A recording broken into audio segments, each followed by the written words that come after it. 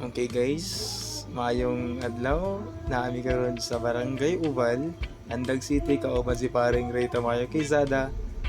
Balik mi sa day 1. Kinig slow motion para dugay matapos ang video. As you can see naman guys, na ako sa feel ang mga presensya sa mga ginagmay mga bato nga andam mutusok sa atong mga kamot.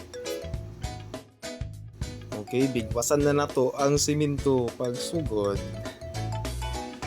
3, 4, 5, 6, 7, 8, 9, 10. Sa sugod na paspas guys, pero paspasan yun na niya, kaya ang pagkaon nagmulat na.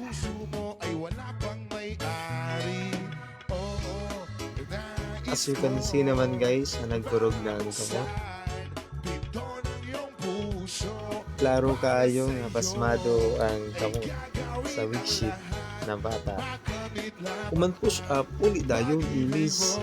Kaya wad ko naman sa kananan. Tagururod ka sa kanin. Sa halagang 99 pesos, maubusog ka na. As you can see naman guys, masasarap yung mga pagkain nila pero mahal yan. 99 pesos lang ang budget namin sa pagkain.